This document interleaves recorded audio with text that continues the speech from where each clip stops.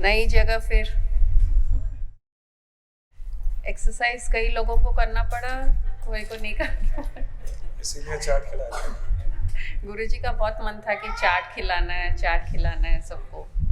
तो ऐसे ही तो यहाँ पे वो था कि कुछ भी गरम नहीं बनाने देंगे, और चलो चाट हो जाएगा और क्या। पुराने दिन याद आ गए थे एक्चुअली, वो शेयर करना था। अभी ऊपर जाके आए थे, एग्जैक्ट ऑपोजिट बिरला मंदिर दिख रहा है और इतनी भीड़, लोग लाइन में खड़े हैं दर्शन के लिए। हम भी जब शादी होके आए थे तो ये एक ही जगह था मंदिर जहाँ घूमने के लिए शाम को आ जाओ। टैंक बंड का सीनरी बहुत अच्छा है, और दर्शन करने के बाद वहाँ सीढ़ियाँ हैं, बहुत बड़ा टेरेस है, वहाँ बैठ के आराम से बैठ के सीनरी एंजॉय करो, एटमॉस्फेयर एंजॉय करो। और जो गुरुजी बार बार शेयर करते ना कि हनुमान जी के मंदिर में गुरु माँ जाते थे, मैं तो बाहर खड़ा रहता था, वो यही मंदिर था, बिरला मंदिर। तो आज लोग वहाँ लाइन में खड़े हैं वो भगवान के दर्शन करने के लिए, और उसमें भी हमको एफर्ट्स डालना पड़ता है, बहुत सीढ़ियाँ चढ़नी पड़ती है एकदम हाईएस्ट तक। यहाँ आप लोग को चढ़ाए लेकिन स्पिरिचुअलिटी के हाईएस्ट के लिए, वहाँ भगवान के दर्शन के लिए हाईएस्ट करे। यहाँ वो जो कॉन्शियसनेस है उसके लिए ये हाईएस्ट पॉइंट इसलिए चूज करे कि भगवान से भी ऊपर हम हैं। तो वहाँ से जो जर्नी शुरू हुई मेरी, शादी के बाद मंदिर जाना, गुरुजी बाहर खड़े रहना, बिरला मंदिर में नीचे है हनुमान जी का मंदिर, एक्चुअल मंदिर दूसरा तिरुपति बालाजी का, और शायद ऊपर है विष्णु जी का। तो वहाँ से हनुमान जी के दर्शन करके हम ऊपर जाते थे। तो लाइफ भी कैसी चेंज हो जाती है। उस टाइम नहीं सोचा था कि ये मिलने वाला है क्या, लेकिन अब इतने सालों के बाद ऐसा लगता है वापस सेम लेवल, लेकिन अब बेटर। हाय हेलो कर लिए उनसे ऊपर जाके, कैसे हैं आप, और हम हमारे यहाँ मस्ती में चाट खा रहे हैं। 30-40 साल पहले एग्जैक्टली यहीं आके बैठते थे संडे से, इसी जगह। ये बिल्डिंग नहीं था ना। हाँ, वो ग्लास ऐसे एक क्या बोलते हैं उसको, गैज़ोबो था, नौबत पाठ, इसको नौबत पाठ। तो पुराने दिन वही जगह, और कहीं यहाँ भी आए हुए। अब यहाँ नया कुछ बन गया, और नया बनते ही इसका एक रूपरेखा अलग हो गया। तो हर जगह ऐसा समझ में आता कि बेसिक्स, हर कोई में बेसिक एक जैसा है। ह्यूमन नेचर में बेसिक एक जैसा, एनिमल्स में भी बेसिक्स एक जैसा। कोई गुरुजी से शेयर कर रही थी तो बोले बंदर चाहे जापान के हो या अमेरिका के हो या कहीं के भी हो, बंदर तो बंदर ही रहेंगे। तो जो बेसिक्स है, खाली थोड़ा कलर या उनका रूप, थोड़ा ऊपर वाला रूप अलग हो सकता है, लेकिन जो नेचर है एक बंदर का वो वैसा ही रहेगा। तो हम ह्यूमंस भी अलग अलग कंट्री के होते हुए भी हमारे में बेसिक नेचर तो वही है ना, वही प्यार, वही गुस्सा, वही नफरत, अच्छे एस्पेक्ट्स भी वही हैं, नेगेटिव एस्पेक्ट्स भी वही है। सिर्फ रूपरेखा चेंज हो जा रहा है खाली ऊपर दिखने के लिए, लेकिन वापस जब हम हमारे शरीर के अंदर जाते हैं, जो सेल्स है, जो हार्ट है, लिवर है, पैनक्रियाज है, वो फिर एक जैसे हो जा रहे हैं। तो यहाँ एकदम बॉटम लाइन भी हार्ट, और जो हमारा जो नहीं दिख रहा है, और जो हाईएस्ट कॉन्शियसनेस है, वो दोनों एक हैं। बीच में हमको ये जो एक कवरिंग मिल गया है, उसमें हम अलग अलग हो जाते हैं। इंडियंस अलग दिखते हैं, यूएस वाले अलग दिखते हैं, जापानीज एकदम छोटे छोटे छोटे दिखते हैं, लेकिन वो सिर्फ बाहर की माया है, उस पे नहीं जाना है। बेसिक्स पे वर्क करता है गुरु।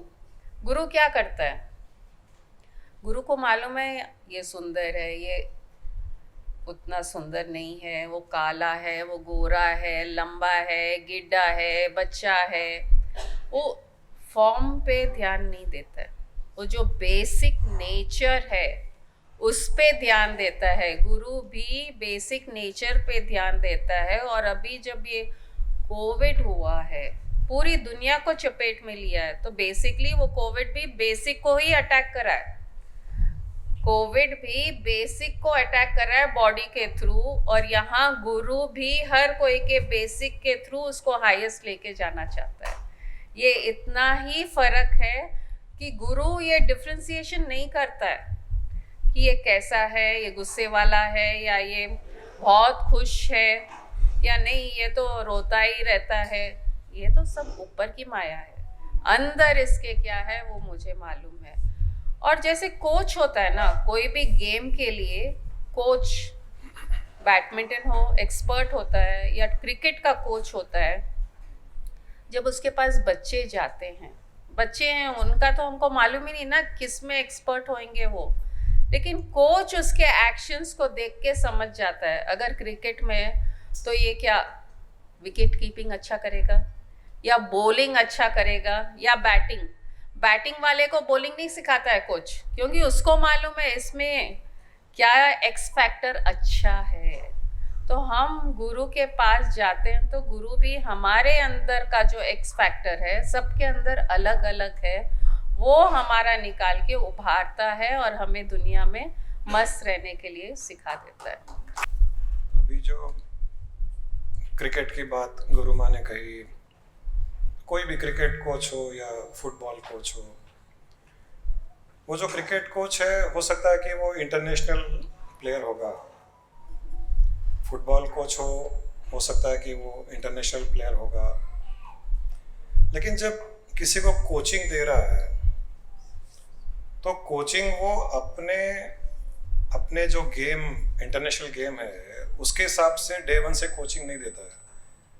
वो जो बच्चे उसके पास आते हैं उनको कितना आता है, उनकी लेवल पर जा कर के वहाँ से वो कोचिंग स्टार्ट करता है और अपने स्टेट तक ले जाता है, अपने इंटरनेशनल लेवल तक उनको ले जाता है।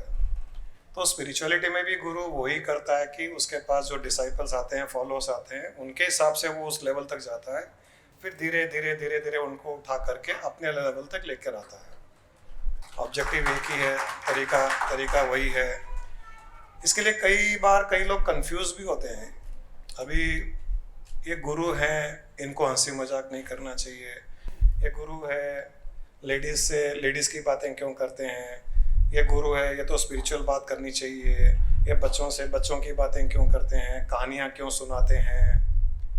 वो ये नहीं समझते हैं कि ये गुरु का रोल ही है, वो कोच का रोल है कि जो उसके पास आता है उसके लेवल पर जा कर के उसको एक कंफर्ट देना है, फिर वहाँ से धीरे धीरे उसको उठाना है, अपने लेवल तक लाना है। ये उसकी ड्यूटी है, ये उसकी जिम्मेदारी है और यही तरीका है किसी को भी आगे ले जाने का। अभी जो मैं यहाँ याद कर रहा था, 40 साल पहले हम आते थे यहाँ पर, ये नौबत पहाड़, जो पुराने लोग हैं सब जानते हैं। उस समय तो कुछ नहीं था, एक पहाड़ था, थोड़ा बहुत लॉन था, तो हम लोग यहाँ बैठते थे आकर के। जगह वही है, अभी भी जगह वही है, लेकिन एक बिल्डिंग बन गई है। तो यहाँ स्वामी जी का एक कॉन्सेप्ट याद आ रहा है, कर्म आरोपण एक स्वामी जी ने कॉन्सेप्ट दिया था कि जब ये बिल्डिंग नहीं थी तब यहाँ क्या था, एम्प्टी स्पेस था, कुछ भी नहीं था। बिल्डिंग बन गई, कुछ दीवार खड़ी कर दिए, कुछ रूफ डाल दिया गया, 1 फ्लोर 2 फ्लोर, लेकिन वो एम्प्टी स्पेस अभी भी एम्प्टी स्पेस वही है, उसमें कोई चेंज नहीं हुआ। दीवार बनने के कारण या रूफ डलने के कारण या फ्लोर डलने के कारण वो जो एम्प्टी स्पेस था वो तो वैसा का वैसा ही है, लेकिन ये दीवार बनने के कारण, रूफ बनने के कारण, फ्लोर बनने के कारण हम उस एम्प्टी स्पेस को नहीं देख करके बिल्डिंग देखने लग गए। हम ये हॉल है, ये बिरला प्लानिटेरियम है, ये म्यूजियम है। वैसे ही घर में भी जब घर बनने से पहले एम्प्टी प्लॉट में एम्प्टी स्पेस था, फिर वहाँ पर कुछ दीवारें बनाई गई, फ्लोर डाला गया, रूफ डाला गया, और फिर उस बिल्डिंग के अंदर कई कमरे बनाए गए, ये बेडरूम है, ये बाथरूम है, ये किचन है।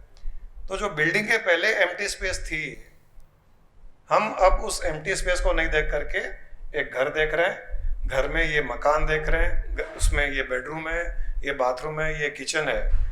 तो ये बाथरूम, किचन, ये बेडरूम देखते हुए हम उस एम्प्टी स्पेस को भूल जाते हैं। वरना एम्प्टी स्पेस जो बिल्डिंग बनाने के पहले थी, बिल्डिंग बनाने के बाद भी वो एम्प्टी स्पेस वैसी की वैसी ही है। स्पिरिचुअलिटी का अर्थ एक ही है कि हमको उस एम्प्टी स्पेस पे ही फोकस करना है, बिल्डिंग पर फोकस नहीं करना है।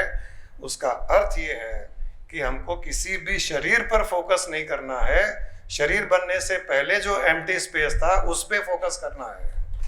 जो चेतना थी, जो कॉन्शियसनेस था, जो सर्वव्यापक ओमनीप्रेजेंट कॉन्शियसनेस था, उसमें एक शरीर पैदा हुआ, उसमें कई शरीर पैदा हुए, लेकिन वो कॉन्शियसनेस तो वैसा का वैसा ही है, उसमें कोई बदलाव नहीं आया।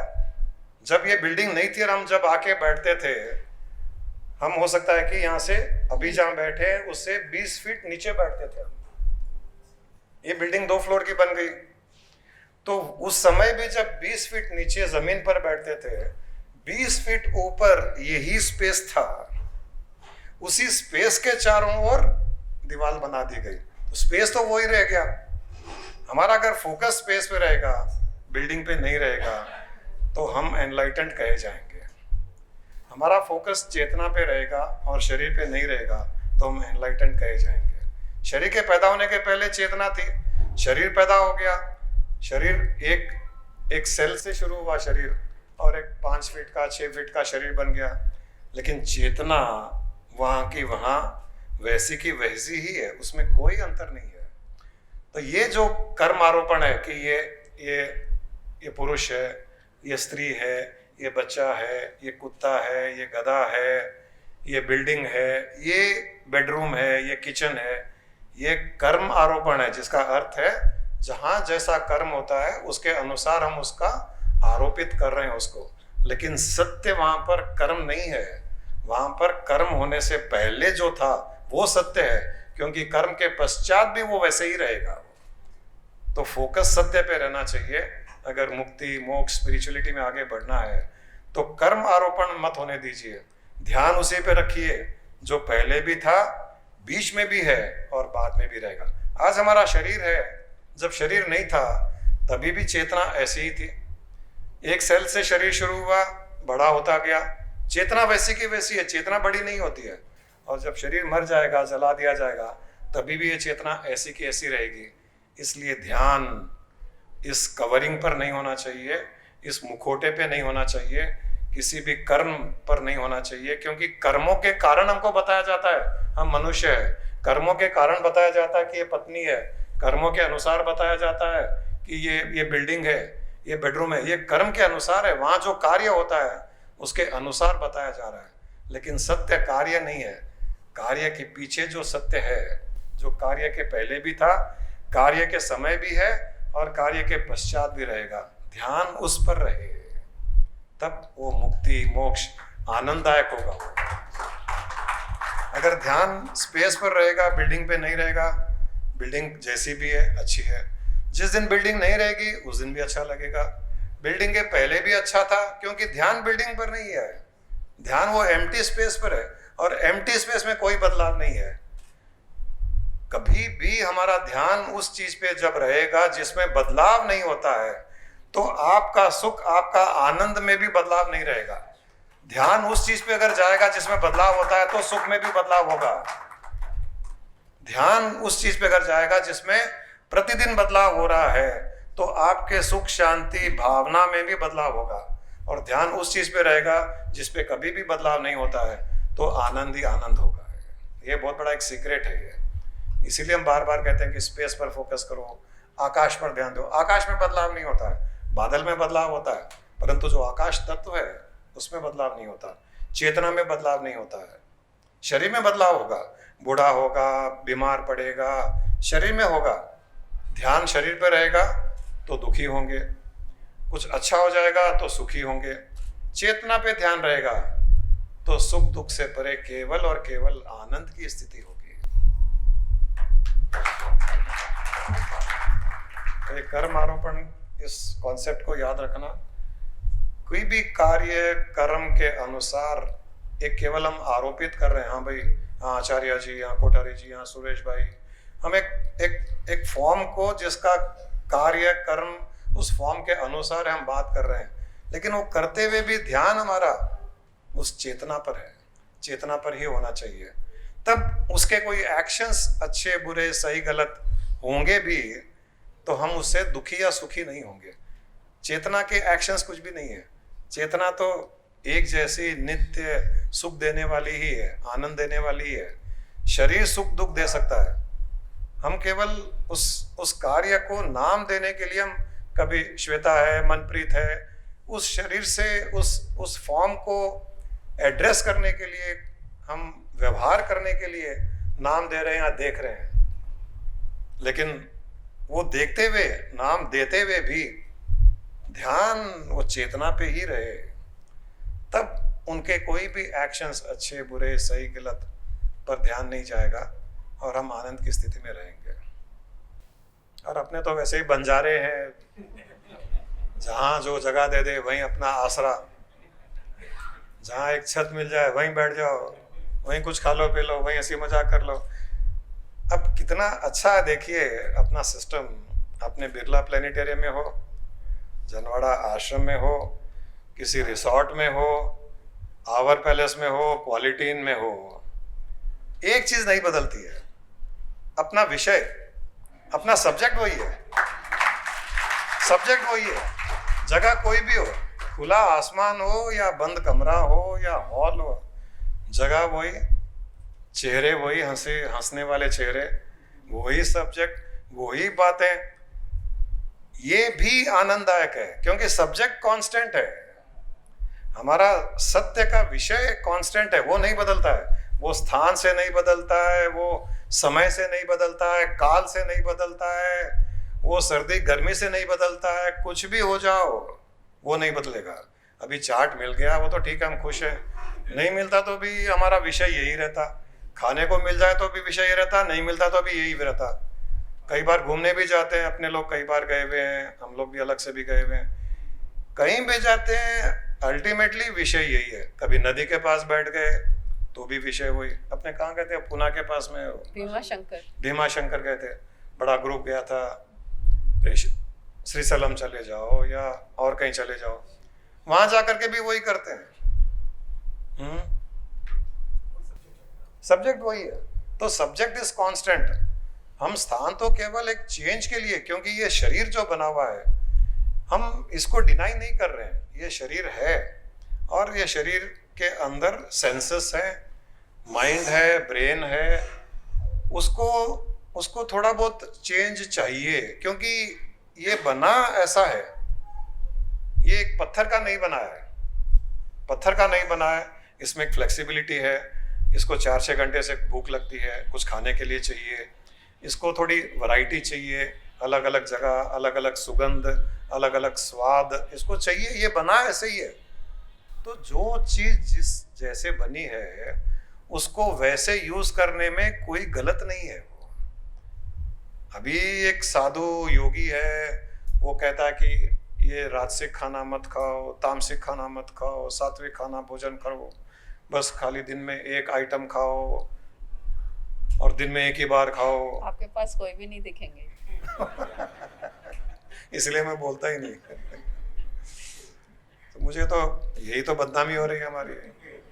गुरुजी को खाने पीने का शौक है, मुझे बोलते हैं चाट मिला रखते हैं गुरुजी। ये कोई स्पिरिचुअलिटी थोड़ी है, चाट मिला रखते हैं, हम ही रखते हैं, चाहिए। हर इंसान घर में चाट खाएगा, लेकिन गुरु अगर चाट खिला दिया या गुरु चाट खाता हुआ देख लिया, ये क्या गुरु? खुद कितना भी खा लो। रेस्ट्रिक्शन सारी की सारी गुरु के लिए।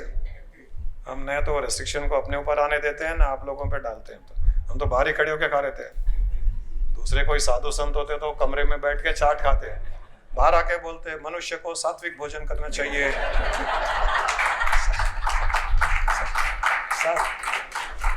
सात्विक भोजन से सात्विक विचार उत्पन्न होते हैं, सात्विक स्वप्न उत्पन्न होता है, सात्विक योनि प्राप्त होती है, सात्विक जीवन जीना चाहिए।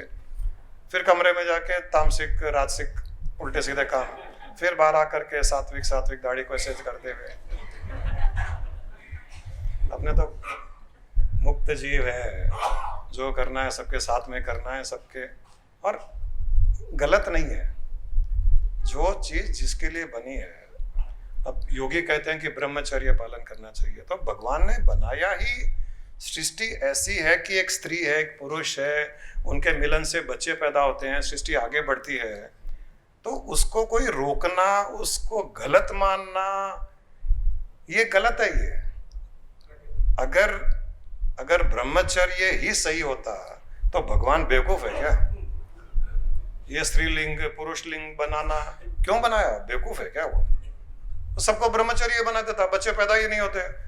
उसको पता था अगर बच्चे ही पैदा नहीं होंगे, 84 लाख योनियों के भी बच्चे पैदा नहीं होंगे, मनुष्य के बच्चे पैदा नहीं होंगे, तो सृष्टि चलेगी कैसे?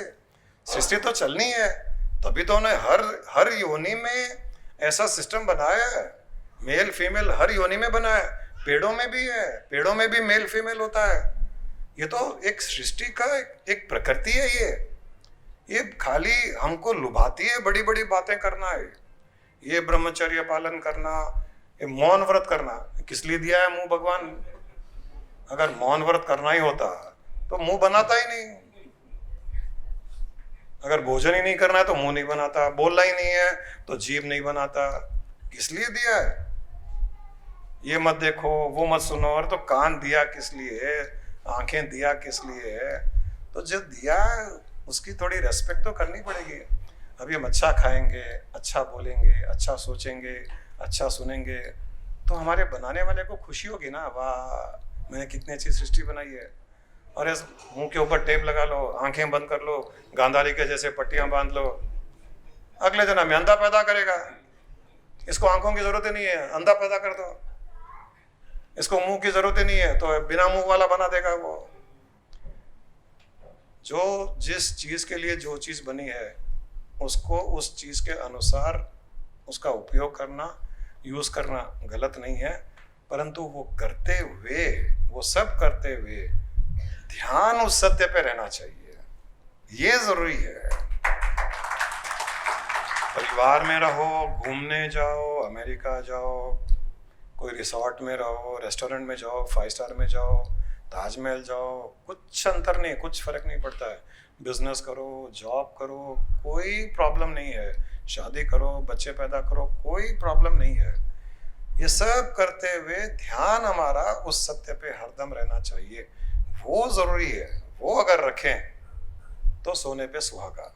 संसार को भी हम एंजॉय करेंगे, संसार का भी आनंद लेंगे, और साथ ही साथ उस ब्रह्म का भी आनंद लेंगे। तो जीवन को इसी प्रकार हमको जीना है और अलग अलग जगह एंजॉय करना है। किसी भी चीज से, किसी भी स्थान से मोह नहीं करना है। ये तो आप लोगों के लिए बहुत अच्छा हो गया कि आप लोगों को प्रैक्टिकलिटी में दिख गया कि मोह छोड़ना होता क्या है, मोह नहीं होना होता क्या है। साधु संत लोगों को कहते हैं कि मोह मत करो, और उनका खुद का ही मोह झोंपड़ी में हो जाता है। हमको बोलते हैं घर से मोह मत करना, परिवार से मोह मत करना, और उनका ही मोह झोंपड़ी में, वो आश्रम में हो जाता है। तो अपने तो कहीं मोह नहीं है, तो और इनफैक्ट ज़्यादा अच्छा लग रहा है। एक तो वो टेंशन नहीं, संभालो, मेंटेन करो। तुम लोगों को क्या प्रॉब्लम है? तुम तो आते हो, पिकनिक बनाते हो, खाते हो, चले जाते हो। वो तो नए नए जगह पिकनिक करने को मिल रहा है ना। बाल हमारे सफेद हो रहे हैं। अब नई नई जगह, एक सेकंड में, जैसे वो एक साधु था ना, मैंने बताया था एक बार, एक साधु था, वैरागी था, तो राजा के कान में भी बात पड़ी कि बहुत बड़ा वैरागी है। तो सब बेकार की बात है, वैरागी कुछ नहीं होते। उसके पास कुछ है नहीं इसलिए वैरागी है। अगर उसको कुछ मिलेगा तब पता चलेगा कि वैरागी है क्या नहीं है। तो वो साधु से मिलने गया, साधु बैठा था आराम से, तो बोला बाबा जी चलिए महल चलिए मेरे साथ में। बोला चलो। एक बार भी ना नहीं बोला। कहा पक्का वैरागी नहीं है, रागी है। रागी डोसा मिलता ना आजकल। ये वैरागी सब बेकार है। देखो महल का बोलते ही आने तैयार हो गया, एकदम खड़ा हो गया फटाक से। तो अपने रथ में बिठा करके ले गए उसको, राजमहल ले गए, पूरा राजमहल दिखाया तो बड़ा खुश हुआ। ओ कितना अच्छा राजमहल है। बोले सब बेकार का वैरागी है। पूरा घुमाए, उसके साथ में खाना वाना खिलाए, रात में फिर वहाँ नाच वाच होता है राजमहल में, देखे होंगे ना।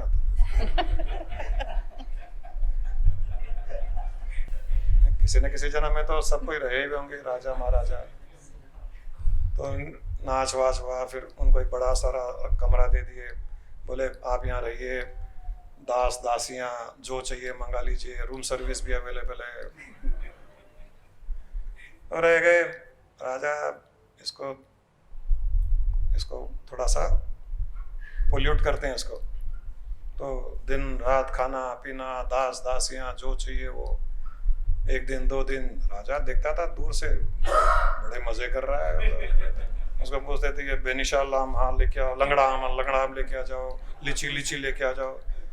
साधु संत ना बोलने की आदत नहीं होती, क्योंकि ना मतलब गलत लगता है ना। तो हर चीज़ के लिए हाँ, डेजर्ट खाओगे हाँ चॉकलेट ये लेके आओ, डेजर्ट लेके आ जाओ, वनीला आइसक्रीम लेके आ जाओ, मस्त। 5-7 दिन 10 दिन 15 दिन 1 महीना ना जाने का नाम ही नहीं ले रहा है। राजा भी थक गया है, इसको कितना खिलाएंगे। और राजा का माइंड में जो था कि वैरागी कुछ नहीं होता है, राजा ने कहा कि प्रूफ मिल गया ये कोई वैरागी नहीं है, अब इसको तो भगाना ही पड़ेगा। तो आखिर में जा करके बोला बाबा जी बहुत अच्छा लगा आप इतने दिन यहाँ रहे। बोले हाँ मुझे भी बहुत अच्छा लगा, वत्स बहुत बहुत आशीर्वाद। बोले अब आपके दूसरे भी भक्त लोग होंगे, इंतज़ार कर रहे होंगे, आपको जाना भी होगा, आपने हमको इतना समय दिया। बोला हाँ जाना तो है। बोले जब आपकी मर्जी हो तब आप जा सकते हो। वो अंदर गया, अपना थैला उठाया और रवाना हो गया वहाँ से। राजा अचंभे में ये कैसे पॉसिबल है। तब राजा को समझ में आया कि वैराग होता क्या है। जब तक उपलब्ध है कोई चीज़ एंजॉय कर लो। अभी कोई बोले भी एसी है तो आपको तो सर्दी गर्मी से ऊपर उठना चाहिए ना, एसी बंद करा दो। अरे क्यों बंद करा है, चल रहा है एसी, चलने दो ना, जब तक चल रहा है एंजॉय कर लो। हाँ करंट जाएगा बंद हो जाएगा तब देखेंगे उस टाइम में। ये नहीं करना है, ये करने की जरूरत नहीं है। कुछ चीज़ अवेलेबल है उसको बंद करो, उसको सहन करो। भूख लगी तो खाना मत खाओ, सहन करो, वो नहीं करना हमको। अगर अवेलेबल है पूरा एंजॉय करो, क्योंकि पता नहीं कल मिलेगा नहीं मिलेगा। आज तो कर लो, आज तो एंजॉय कर लो। एंजॉय करने के टाइम भी फोकस ब्रह्म पे रहे, और जब नहीं मिले तब भी राम नाम जपते हुए फोकस ब्रह्म पे रहे। यही जीवन का सार है। आप कहते हैं कि if you abuse or criticize others, their sinful deeds get transferred to us. So अगर बहुत बार होता है कि हम खुद को ही करते हैं अब्यूज और क्रिटिसाइज, तो उसका सिंफुल डीड बॉडी को जाता है या सोल को? दोनों को, बॉडी को भी जाता है, सोल को भी जाता है। क्योंकि जब तक हम बॉडी सोल को सेपरेट नहीं करेंगे तब तक दोनों एक ही यूनिट है, तो दोनों को ही जाएगा। और जब सेपरेट कर लेंगे तब थोड़ा बॉडी को जाएगा, थोड़ा सोल को जाएगा। और सोल में भी जब हम कॉन्शियसनेस पे फोकस रखेंगे तब केवल और केवल बॉडी पे ही जाएगा, फिर सोल तक भी नहीं जाएगा। अभी जैसे एक प्लेन है, अभी प्लेन एयरपोर्ट पे खड़ी है, तो प्लेन को अगर पत्थर मारेंगे तो प्लेन को लगेगी, लेकिन वही प्लेन जब थोड़ी टेक ऑफ करके ऊपर चली जाएगी फिर पत्थर मारो नहीं लगेगी, वहां तक नहीं जाएगा पत्थर। तो वैसे ही जब हम सोल से सेपरेट होकर के कॉन्शियसनेस में चले जाते हैं तो वो किसी का भी अब्यूज वहां तक नहीं जाता है, वो बहुत हाई फ्लाइंग करता है। हम जो कई बार बीमार पड़ते हैं तो वो कई लोगों को हमने अब्यूज किया था, कई लोगों को क्रिटिसाइज किया, कई लोगों के लिए नेगेटिव हमने बोला, उनको गुस्सा किया, उनका दिल दुखाया, उनको हर्ट किया, तो उसके कारण भी बीमारियां होती है। ऑर्गन्स फेलियर हो सकते हैं, कैंसर हो सकता है, हेडेक भी हो सकता है, एक फोड़ा भी हो सकता है। तुम थोड़ी बड़ी होएगी तो पिंपल होएगा 1-2, तो वो भी उसके कारण होगा। गुरु माँ को कभी पिंपल्स नहीं हुए, उन्होंने कभी किसी को अब्यूज नहीं किया मुझे छोड़ के मैंने दिया नहीं वापस। तो हर चीज का हमारा कोई ना कोई रीजन है, तो बॉडी पे भी है, सोल पे भी है, माइंड पे भी है। हम जैसे जैसे सेपरेट करते जाएंगे उसका इफेक्ट दूसरी चीज पे कम हो जाएगा। बॉडी सोल को सेपरेट करेंगे तो सोल पे इफेक्ट कम हो जाएगा, बॉडी पे रहेगा। सोल से कॉन्शियसनेस सेपरेट कर लेंगे तो कॉन्शियसनेस पे 0 हो जाएगा, सोल पे थोड़ा होएगा, बॉडी पे थोड़ा सा रह जाएगा। बहुत प्यारी लड़की है। तो क्या स्टोरियाँ सुनाती है। अरे एक बार स्टोरी सुनाओ। कौन सी स्टोरी सुनाओगे? बिग और एलिफेंट वाली। कौन फेवरेट है इसकी? हाँ, खड़ी होके यहाँ आ जाओ, गुरु माँ के पास आओ। तो एक बार क्या हुआ, एक एलिफेंट क्या कहते नहा धो के अच्छे से नहा के आया और वो एक ब्रिज पे चढ़ा।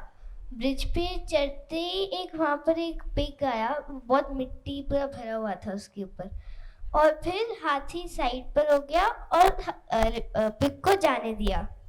और फिर पिग ने अपने दोस्तों को बोला कि देखो देखो, हाथी मेरे से डर के साइड पे होकर मुझको जाने दिया।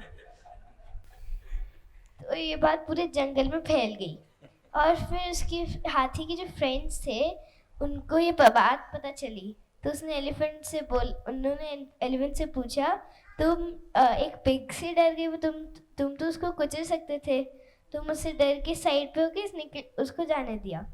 वो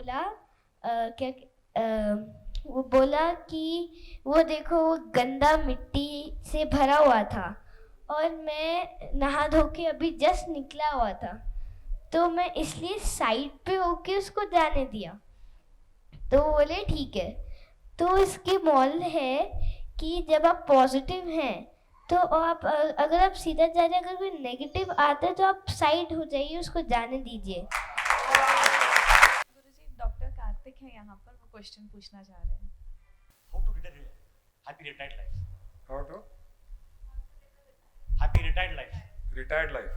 जॉब से जब ये हो गया, सेवा ये हो गया, How to निवृत्त हो गए, उसके बाद joyful retired life? हाँ। कैसे जिए? आप रिटायर हो गए क्या? हाँ, पिछले हफ्ते हुआ, पिछले हफ्ते।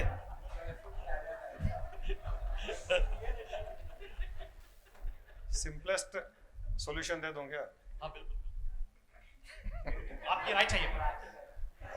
आपकी सारी वेल्थ मुझे दे दो, मैं आपको लास्ट ब्रेथ तक जॉयफुली गारंटी देता हूँ। नहीं सुन,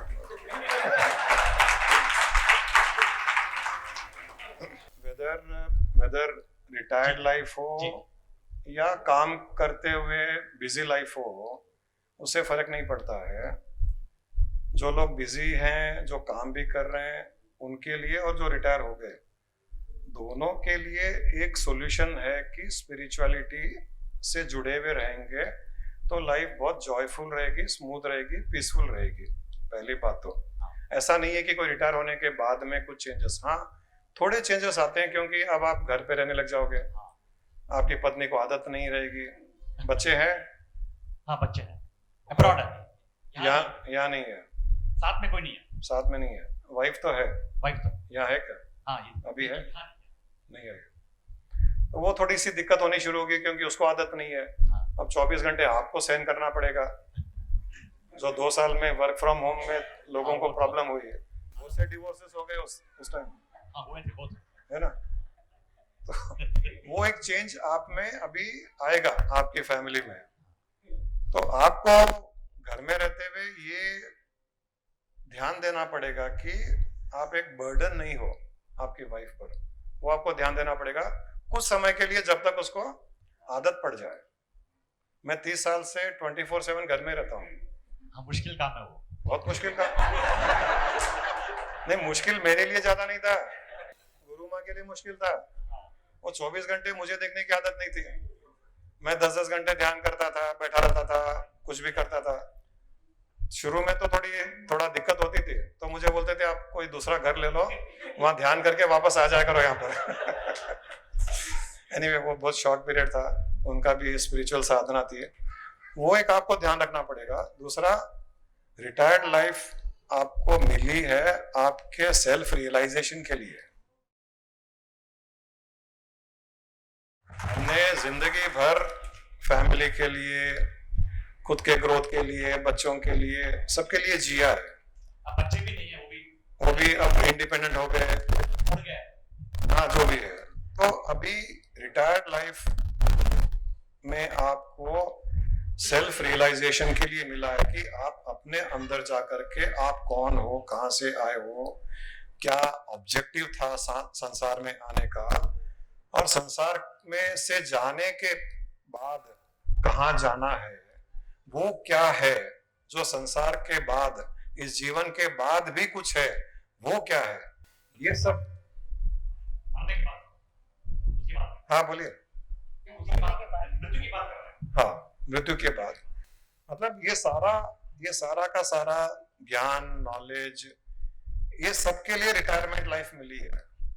तो ये चीजें जब आप करोगे, मेडिटेशन करोगे, निधि ध्यान करोगे, अच्छे अच्छे कॉन्सेप्ट्स, आप अगर यहाँ रेगुलर आते हो तो आपको कई कॉन्सेप्ट्स मिलेंगे, कई परसेप्शंस मिलेंगे। हमने कई लोगों को रिटायर्ड लाइफ इतनी अच्छी कर दी, उनको लिखवाया कुछ स्पिरिचुअलिटी में। हमको हमारी स्पिरिचुअल स्टेट को मेंटेन करना, बढ़ाना, ग्रो करना, फिर ग्रो किया हुआ को मेंटेन करना, फिर मेंटेन करते हुए ग्रो करना उसको, ये हमारा एक प्रोसेस हो जाता है रिटायर्ड लाइफ में। तो कई ऐसी चीजें कर सकते हैं जिससे हमारी रिटायर्ड लाइफ बहुत अच्छी स्मूथली चले, फिजिकल हेल्थ बहुत अच्छी रहे, अच्छी रहनी बहुत जरूरी हो जाती है। मेंटल हेल्थ अच्छी रहेगी तो फिजिकल हेल्थ ऑटोमेटिक अच्छी रहेगी। तो आपको मेंटल हेल्थ पे बहुत ज्यादा फोकस करना पड़ेगा, साथ ही साथ जितना फिजिकल हेल्थ पे भी ध्यान देंगे तो। योग वगैरह करते हैं वैसे। हाँ, वॉकिंग है, योगा है, एक्सरसाइज है, वो सब है। अच्छा खाना खाइए, जीवन में खुश रहिए, पॉजिटिव रहिए, लोगों को अच्छी अच्छी बातें बताइए, अच्छी बातें पढ़िए, सत्संग में आके सुनिए, और अल्टीमेटली संसार से जाने के पहले आपको आपके स्वरूप का एहसास हो जाना चाहिए कि आप रियलिटी में कौन हो। आप ये नहीं हो जो आपने सुना होगा, हमने जो अभी कर्म आरोपण की बात की थी कि जब ये शरीर नहीं था तब कुछ था, शरीर है तभी भी वो है, और जब शरीर नहीं रहेगा तभी भी वो चीज रहेगी। वो चीज हम है, हम ये शरीर नहीं है। हम ये शरीर को ऑपरेट कर रहे हैं, हमें शरीर को जैसे एक व्हीकल यूज किया जाता है वैसे व्हीकल को यूज कर रहे हैं हम ये शरीर नहीं है। ये अल्टीमेट एनलाइटेंड स्टेट है। ये इस और जब बढ़ेंगे तो एक रिटायर्ड लाइफ का गोल भी बन जाएगा, एक ऑब्जेक्टिव बन जाएगा, फिर उसको एक जीने का तरीका भी आ जाएगा। फ्रिक्शन नहीं होगा, कॉन्फ्लिक्ट नहीं होगा, कीजिए भी मत। सॉरी बोलना पड़े तो सामने वाले को सॉरी बोल दीजिए। बोलते रहते हैं क्या? हमारे जान पहचान के थे, वो बोलते थे मुझे कि my word is the last word in my house. अच्छा, इतना जोर चलता है तुम्हारा? बोले व्हाट इज दैट वर्ड? बोले सॉरी।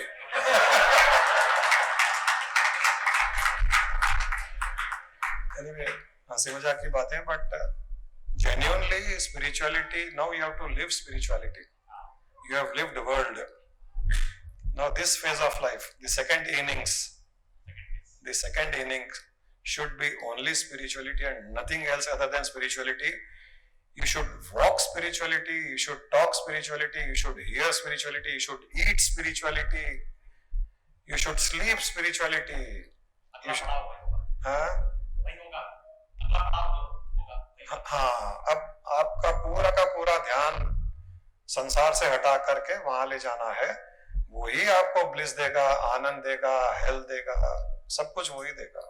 आपकी क्रेविंग, आपकी खोज, you have to discover yourself. हम जब तक संसार में बिजी रहते हैं ना, we don't discover anything, in fact we lose ourselves. Now is the time when you can start discovering yourself. आप मेडिकल डॉक्टर रहे हुए या PhD किया हुआ? Okay.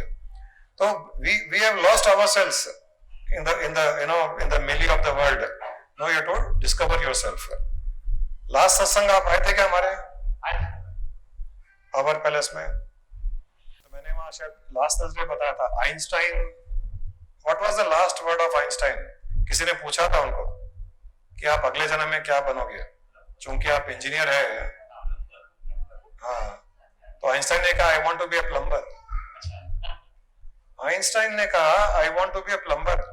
ये नेट पे सर्च कर लीजिए, ये मेरी बताई भी नहीं है, नेट पे है ये। He wanted to be a plumber. He said मैंने जो कुछ किया, मरने के समय वो कोई भी चीज मेरे काम नहीं आ रही है, कुछ भी काम नहीं आ रही है मेरे। अभी मेरी वेदना कम करने के लिए काम नहीं आ रही है, मुझे आगे जो एक फियर है जाने का उसके लिए भी वो काम नहीं आ रहा है, मैं मर जाऊंगा, मरने के बाद क्या होगा आई डोंट नो। तो जो अननोन जोन में मैं जा रहा हूं उसका एक फियर रहता है इंसान को। तो मेरा इतना बड़ा साइंटिस्ट होना भी मुझे हेल्प नहीं कर रहा है उस फियर से बाहर निकलने के लिए। तो I want to be a plumber so that I can know who am I, from where I come, where I have to go, और मेरा ये फियर भी खत्म हो जाए। मैं खुद साइंटिस्ट था, हाँ साइंटिस्ट था मैं भी। अभी साइंटिस्ट थे तो आप अगले जन्म में प्लम्बर बनने के बदले कुछ और बने। नहीं अभी प्लम्बर बन जाइए। मैं भी थोड़ा प्लम्बिंग का काम घर में करता हूँ, कोई घर में फ्लश काम नहीं करता तो मुझे ही बुलाते हैं। मेरे पिताजी, मेरा लड़का, लड़के का लड़का, दादा फ्लश काम नहीं कर रहा। मुझे बहुत अच्छा लगता है, सही में अच्छा लगता है। मैं पूरा फ्लश खोल करके उसके वॉशर्स निकाल करके, वॉशर में मिट्टी जम जाती है उसको धो करके वॉशर लगा करके ठीक कर देता हूँ। क्यों आइंस्टाइन बनो, अगला जन्म लो प्लम्बर बनो, आइंस्टाइन बन जाओ, प्लम्बर बन जाओ, नो जन्म अगला जन्म।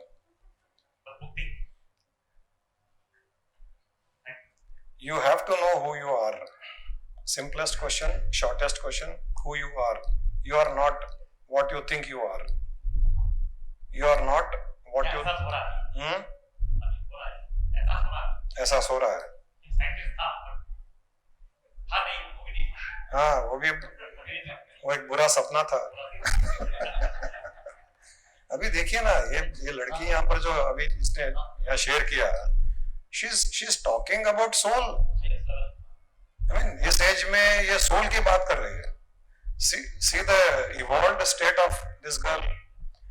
और हम तो शायद ये सोचे ही नहीं होंगे, इतने साल तक लगे थे साइंटिस्ट में, रिसर्च में।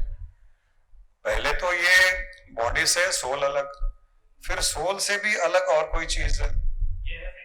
हाँ हाँ नो या actual scientist. You have to become a spiritual scientist, and we are all spiritual scientists here. हर रोज नया परसेप्शन, हर रोज एक नया कॉन्सेप्ट, हर रोज एक नया आइडिया, हर रोज एक नई भावना। We are all spiritual scientists. Everyone sitting here is enjoying life like anything. You can see their faces. Their faces don't glow. They don't glow only when they eat chaat. Even when the wife scolds, they glow. It's a beautiful journey. Nothing like this journey. We are here in this world to go through this spiritual journey, realize ourselves and be happy all the time. यही गोल होना चाहिए. Before we depart from this world, we should know who we are, then depart. Not before that. एक कसम खा लो कि जब तक मैं एनलाइटन नहीं हो जाऊं संसार से जाऊंगा ही नहीं। नहीं जाऊंगा। आपको कोई नहीं रोक पाएगा, एनलाइटन होने से कोई नहीं रोक पाएगा, ये हमारी गारंटी है।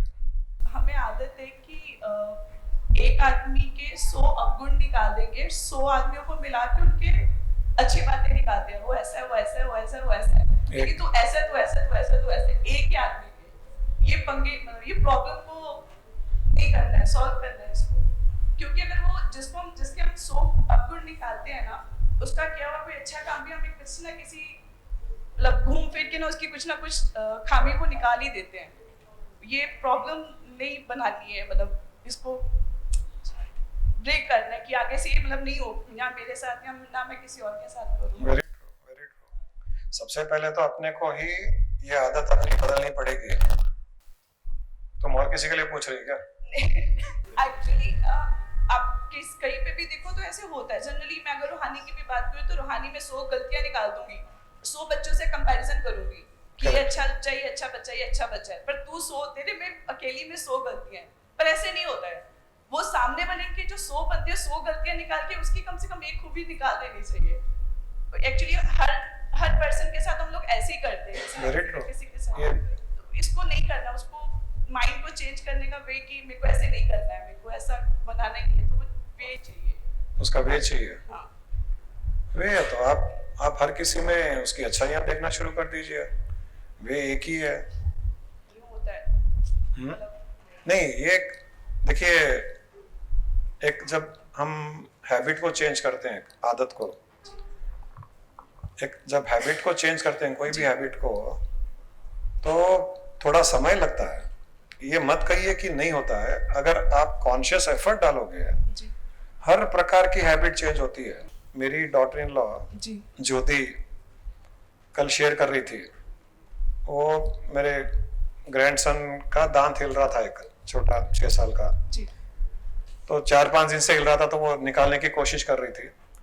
फाइनली कल उसको वो दांत के पीछे जो हिल रहा था, उसके पीछे नया दांत दिखा था उसको। जी नया दांत दिखा तो वो दांत, वो हाथ ऐसे करते ही छूट गया वो। तो उसने ये रिवील किया, शेयर किया मुझसे कि मेरे थॉट ऐसे ही आए कि जब एक नया थॉट हम डालते हैं तो पुराना थॉट बहुत आसानी से निकल जाता है। एक नए दांत के जैसे नया दांत आया तो पुराना दांत बहुत आसानी से निकल गया।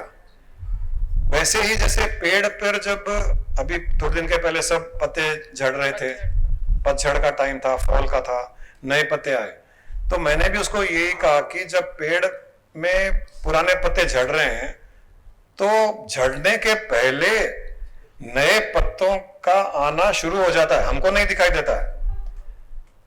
हर पत्ते के पीछे एक बड आ जाता है, वो अंदर, डाली के अंदर, और वो क्या करता है, जब नया आ रहा है वो, तो वो क्या करता है, पेड़ का जितना भी न्यूट्रिएंट है वो अपने तक रोक लेता है, आगे पत्ते को नहीं जाने देता है। जब आगे पत्ते को नहीं जाने देता है तो धीरे धीरे पत्ता सूख जाता है, गिर जाता है। जैसे पत्ता गिरा, ये बाहर निकलता है। वैसे ही हम जो अगर नया थॉट कुछ दें अपने माइंड को, अच्छे नए थॉट्स, और पुराने थॉट में जाने ही न दें माइंड को, तो धीरे धीरे धीरे पुराने थॉट ड्राई होकर के गिर जाएंगे। अब नए थॉट में कुछ भी हो सकता है। नए थॉट में ये हो सकता है कि जैसे लोका समस्ता सुखिनो भवन्तु हम कहते हैं कि सारी सृष्टि सुख शांति से रहे, या हम किसी में आत्मा देखने की कोशिश करें। कोई भी एक नया थॉट हम ले लें और उसको ही हम बढ़ाते जाएं। आप पुराने हैबिट पे ध्यान मत दो, वो अगर रिफ्लेक्ट भी होता है तो होने दो। आप नए थॉट पे ध्यान दो। एक तरीका होता है कि जो पुरानी हैबिट है, पुराने थॉट्स है, उस पे वर्क करना। मुझे गुस्सा आता है, मेरे को गुस्सा कम करना है, तो गुस्से पे फोकस करते हैं। आप, एक तरीका वो है कि गुस्से पे फोकस करो, ज्यादा बोलते हो तो कम बोलो, दूसरों में गलतियां देखते हैं तो कम गलतियां देखो, एक वो तरीका है। दूसरा तरीका है, गुस्सा आता है भूल जाओ, कमियां दिखती है भूल जाओ, उस पर ध्यान मत दो। एक नई चीज को पकड़ो और उस पर इतना ध्यान दो कि ये ऑटोमेटिकली छूट जाए। ये भी एक तरीका है। हमको लगता है ये तरीका ज्यादा अच्छा है। एक नई चीज पकड़ो, नई चीज पकड़ेंगे उसमें एक्साइटमेंट रहेगा। पुरानी चीज पर ध्यान देंगे तो पुरानी चीज एक्चुअली पूरी छूटेगी नहीं और उसको पानी डालना भी हो जाएगा। मेरे को गुस्सा कम करना है, गुस्सा कम करना है, गुस्सा कम करना है, गुस्सा आया, आज गुस्सा आ गया, फिर गुस्सा कम करना है। वो गुस्सा कम करने के चक्कर में गुस्से को ज्यादा याद करता है। तो अगर सही में नेचर चेंज करना है, हैबिट चेंज करनी है, आप कुछ नई चीज पकड़ो। आपको क्या सूट करता है वो नई चीज पकड़ो। आप अफर्मेशंस पसंद आते हैं, I am happy, I am positive, I am healthy, वो पकड़ो। कोई भी एक नई चीज पकड़ो, एक चीज, दो चीज, चार चीज, कुछ नई चीज पकड़ो। सपोज हम पेंटिंग पकड़ो, आप म्यूजिक पकड़ो, उसमें भी जब ध्यान जाएगा ना तो धीरे धीरे आपकी पुरानी चीजें छूटती जाएगी। तो ये एक तरीका अच्छा है कि कोई एक नई चीज पकड़ो। दूसरा, आप फोकस कीजिए कि आज के बाद में मुझे, चलो लोगों में कमियां दिखती है, एक्सेप्ट द फैक्ट, मुझे किसी में 10 बुराइयां दिखती है। एक रिजोल्यूशन पास कर लो कि हर किसी में 10 गलतियां दिखे तो दिखे, कोई प्रॉब्लम नहीं है, लेकिन आज के बाद में हर किसी में एक अच्छाई तो देखूंगी ही देखूंगी। 10 गलतियां दिखने दो, कोई गिल्ट नहीं। चलो मेरी नेचर बनी हुई थी, दिखती है दिखने दो, लेकिन उसके साथ में एक अच्छाई तो देखूंगी या एक सब्जेक्ट पे मैं अप्रिशिएट करूंगी ही करूंगी। ये भी शुरू कर लो नई चीज, बहुत जल्दी वो आदत खत्म हो जाएगी। फिर अच्छाई पे अच्छाई दिखने लग जाएगी। फिर हम अच्छाई भी देखूंगी और उसको रिकॉग्नाइज या अप्रिशिएट भी करूंगी। ये एक शुरू कर दीजिए और ध्यान हटा दीजिए कि 10 गलतियां दिखती है, ध्यान इस पे डालिए कि एक अच्छाई और उसको अप्रिशिएट करना है, और कुछ एक दो और दूसरी चीजें अच्छी चीजें पकड़ लीजिए, ये आदत छूट जाएगी। आज सुबह ही ये सब्जेक्ट पे मेरा ध्यान था, कहीं लिखा हुआ था, मेरा ही कुछ पढ़ा हुआ था पुराना, यही सब्जेक्ट कि इंसान को दूसरों में कमियां गलतियां क्यों दिखती है, खुद में नहीं दिखती है। खुद में नहीं दिखती है और दूसरों में दिखती है। तो एग्जाम्पल अच्छा था कि हमारी आंखों से हर कुछ दिखाई देता है। हमारी आंखों से, हमारी आंखों के सामने जो भी होता है वो हमको दिखाई देता है। हमारी आंखों के सामने जो भी होता है दिखाई देता है, लेकिन आंख के अंदर एक छोटा सा कचरा भी गिर जाए वो दिखाई नहीं देता है। इसीलिए लोगों में कमियां दिखाई देती है, हमारे अंदर की कमाई हमको नहीं दिखाई देती है। गुरुजी, गुरु माँ को प्रणाम। कुछ एक इंसिडेंट शेयर करना चाहती थी, बहुत पुराना है, लगभग 2000 से भी पहले की बातें होंगी। मैं कहीं से आ रही थी और पीछे कुत्ता पड़ गया, तो मैं आगे आगे चलती गई, कुत्ता पीछे पीछे आता गया। धीरे धीरे पीछे मुड़ के देखी तो 4-5 कुत्ते पीछे पीछे आते, तो बस बाजू से ही स्टेयर केस था, मैं घुसी, लेकिन कुत्ते पीछे पीछे आते गए। मैं मतलब ग्राउंड फ्लोर पे गई, दोनों बाजू दरवाजा देखा बंद था, फटाफट फिर मैं आगे चढ़ी, फिर फर्स्ट फ्लोर पे गई, देखी कि फिर आजू बाजू दरवाजा बंद है, पीछे पीछे 4-5 कुत्ते लगातार आते जा रहे। फिर सेकंड फ्लोर पे पहुंची, हमारा घर उस पे था। इतनी देर भी इंतजार नहीं कर सकते थे कि डोरबेल बजा के दरवाजा खुले और अंदर घुस जाए, यानी कि वो भी दरवाजा बंद था। फिर हम उधर ऊपर टेरेस पे चले गए, टेरेस पे देखा कि दरवाजा खुला है, एक हल्की सी राहत लगे कि चलो दरवाजा खुला है। घुस तो गए, फिर देखा कि दरवाजा टूटा हुआ है। तो फिर छत पे जाके एकदम कोने में जाके घुस गए, मतलब छत तक भी आ गए, 4-5 कुत्ते ऊपर सेकंड फ्लोर तक भी आ गए, टेरेस तक आ गए। तो इतना भाग रहे थे कि बस वहां टेरेस पे जाके कोने में खड़े होने के सिवा कुछ और ऑप्शन तुम सीधा कॉलेज से आई थी क्या? उतना याद नहीं है कि शाम के समय की कब की बात है। तो मतलब अब तक कुछ ऑप्शन नहीं बचा था, ऐसे लग रहा था क्या करना, कुछ नहीं समझ में आ रहा है। तभी एक आवाज आई कि बचाओ, और ऐसे लगा कि सब कुछ बस भगवान के ऊपर छोड़ दिया और अपने आप को विड्रॉ कर दिया। जैसे ही हमने अपने आप को विड्रॉ किया, देखा कि कुत्तों का भौंकना बंद हो गया तुरंत, और धीरे धीरे एक एक कुत्ता अपने आप नीचे उतरता चला गया। जब तक मैं भागती जा रही थी, बचा रही थी, कुछ नहीं हो पा रहा था। और जैसे ही मैंने अपने आप को विड्रॉ किया, सरेंडर किया और बचाओ ऐसे बोला, तो अपने आप कुत्ते एक एक करके चले गए। तो मतलब कहने का मतलब ये है कि जब हमारे को कोई रास्ता दिखाई ना दे, सब रास्ते बंद हो जाए, हमारे हाथ में कोई ऑप्शन ना बचे, या कभी कभी ऐसा भी होता है कि हम किसी चीज को कोशिश करते जाते कर करके थक जाते, लेकिन वो रिजल्ट भी नहीं मिलता, छोड़ दो उसको। तब जब ऐसा होने लगे कि हमें लगे कुछ हो ही नहीं रहा है, तब अपने आप को विड्रॉ कर लो, सब कुछ छोड़, चीजें अपने ढंग से बदलने शुरू हो जाए। एकदम एब्सोल्युटली, बहुत अच्छा है। हमारे लाइफ में जो भी होता है माइंड में होता है। पहले हम माइंड में कुत्ते पकड़े हुए हैं, तो ये कुत्ते यहीं खड़े रहते हैं। जैसे हमने कोई भी चीज, कुत्ता मतलब मैं तो हंसी मजाक की बात कर रहा हूँ, यहाँ से छोड़ते ही वो चीज भी हमसे दूर चली जाती है, वो छूट जाती है। तो माइंड से ही छोड़ने की जरूरत है। मतलब उस समय तो सिचुएशन थी और वो ऐसा हुआ, लेकिन रियलाइजेशन अब हुआ कि जैसे ही मैंने विड्रॉ किया, कुत्ते भी जाने शुरू हो गए बिना कुछ किए। करेक्ट, क्योंकि माइंड से कुत्तों को हटा दिया था ना। जो भी हमको कोई सिचुएशन परेशान कर रहा है, कोई इंसान परेशान कर रहा है, या कोई हमारे पुराने थॉट्स, विचार परेशान कर रहे हैं, हर चीज को अगर माइंड से निकाल दो और किसी को सरेंडर कर दो, तो हमारी लाइफ से भी वो निकल जाते हैं। वो निकल जाते हैं। हम लोग तो कई बार वो राधा आती थी पहले हमारे साथ में, तो वो उसको कुत्तों से बहुत डर लगता है। जितने बार भी हमारे साथ जाती थी, उसका ध्यान इधर रहता था कि कोई कुत्ते तो नहीं आ रहे हैं। इनवेरिएबली कुत्ते आते थे और उसी के पास खड़े होते थे। वो भागती थी इधर उधर, हमारे पीछे घूमती थी, इधर जाती थी। मतलब कितना माइंड में रहने से वो अट्रैक्ट करते हैं। कहीं कहीं के कुत्ते उसके पास आ जाते थे, वो कुत्तों की जगह नहीं है वहां भी कुत्ते आ जाते थे। तो ये बहुत बहुत अच्छा एक्सपीरियंस रहा है, वेरी नाइस। और इसी कॉन्सेप्ट में यही सीक्रेट हम एक और जगह यूज कर सकते हैं। ये सीक्रेट है, जो अनवांटेड सिचुएशंस लोगों से हमको दूर होना है, उनको माइंड से निकाल दो तो दूर हो जाएंगे। और जो चीज चाहिए लाइफ में उसको माइंड में भरते जाओ, वो आती जाएगी पास में। ये भी बड़ा सीक्रेट हो गया। कान दोनों चीजें कर रही है। प्रॉब्लम्स डिफिकल्टीज भी माइंड में है, इसलिए लाइफ में आ रही है। हमको वो नहीं चाहिए, उनको रिलीज करते जाओ। वो ज्ञानदीप के है ना कॉन्सेप्ट्स, वो गिफ्ट बॉक्स में कर दो, बलून में कर दो, रिलीज कर दो। और जो चाहिए उसको माइंड में भरते जाओ तो वो अट्रैक्ट होते जाएंगे लाइफ में। कॉन्सेप्ट एक ही है। हम गलती क्या करते हैं, हमको जो चीज नहीं चाहिए वो माइंड में भर रहे हैं, और जो चीज चाहिए वो रिलीज करते रहते हैं।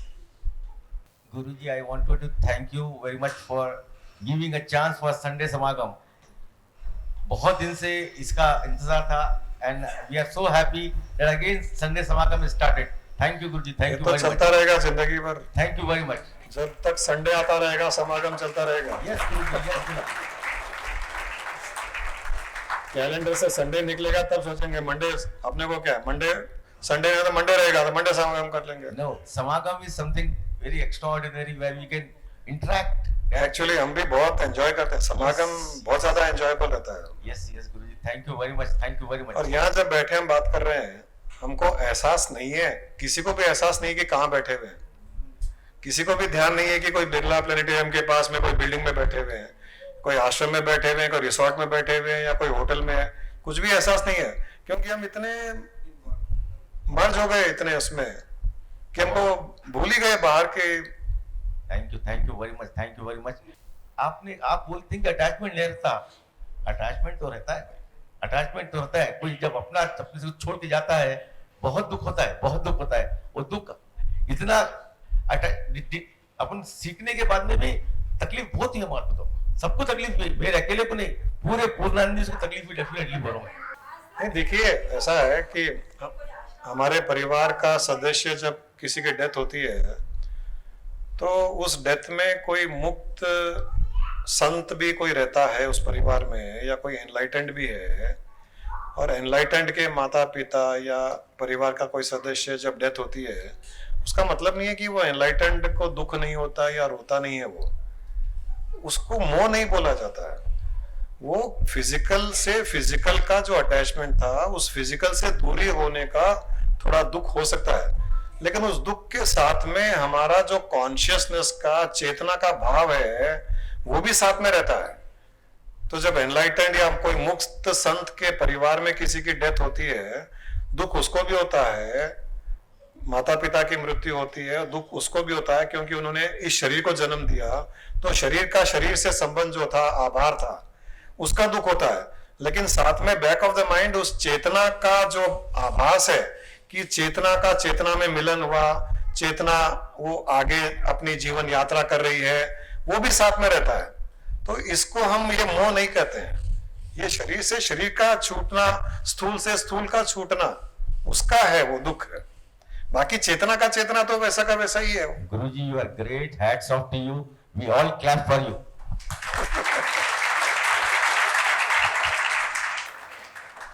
अभी स्पेस की बात हुई, एम्प्टी स्पेस।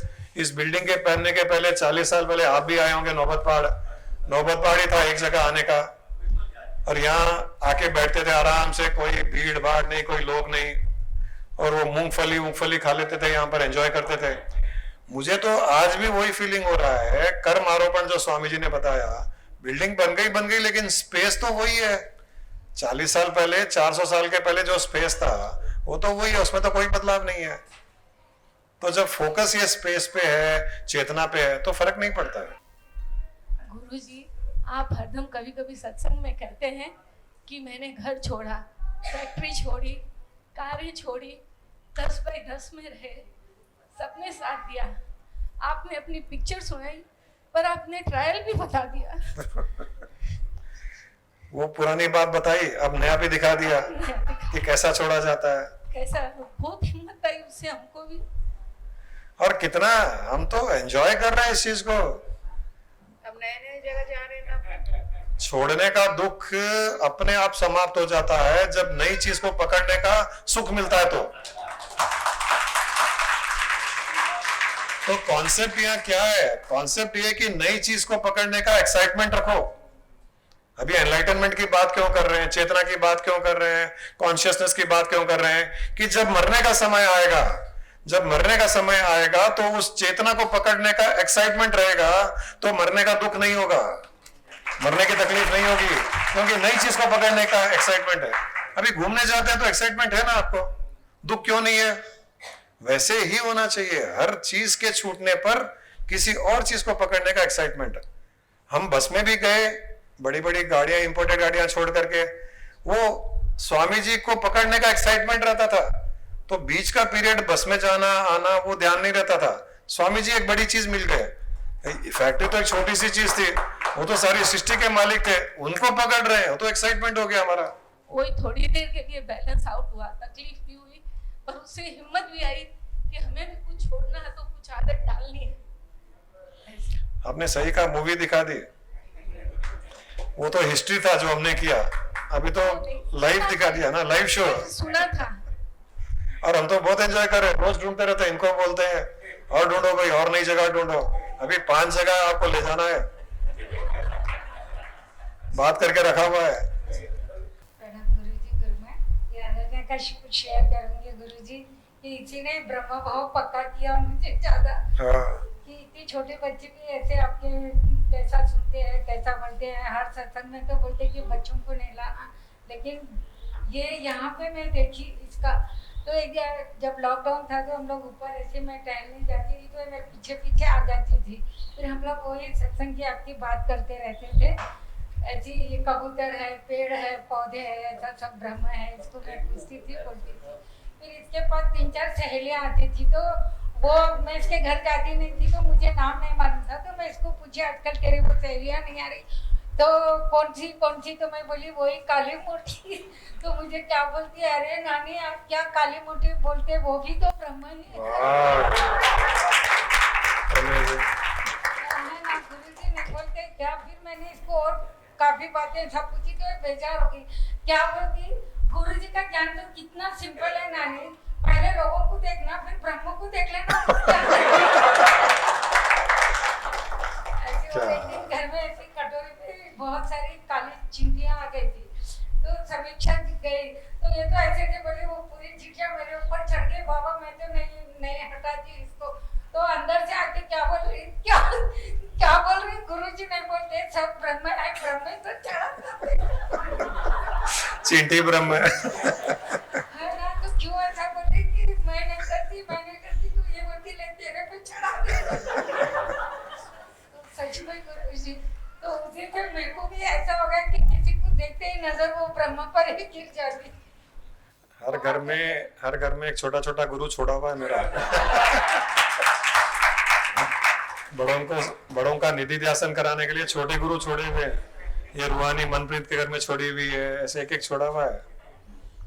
बहुत अच्छा लगा। ये लोग कैसे एब्जॉर्ब करते हैं, ग्रास्प करते हैं, मुझे खुद को सरप्राइज होता है कैसे बातों को पकड़ लेते हैं और एसेंस पकड़ते हैं, दूसरी बातें नहीं पकड़ते हैं, एकदम जो सटीक बात है बस। मोर में तो खेलते रहते हैं लोग बाहर हॉल में, फिर भी कहीं ना कहीं जाता है इनके कान में, मतलब वो बात पकड़ने की बच्चों में।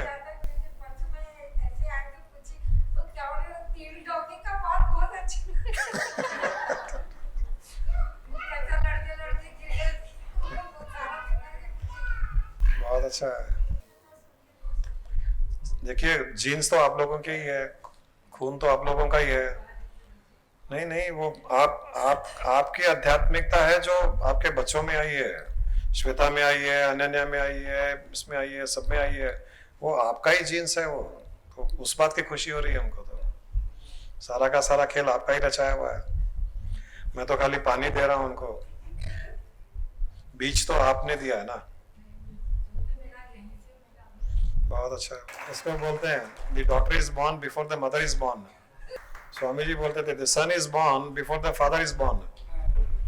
तो कोई बोलता था बेटा को पहला कैसा पैदा होगा, बाप पहले पैदा होता है। बोलो ना, the son can born before the father is born. मतलब अगर बेटा स्पिरिचुअलिटी में पहले आ गया और बाप बाद में आया तो बोला जाता है कि the son is born before the father is born.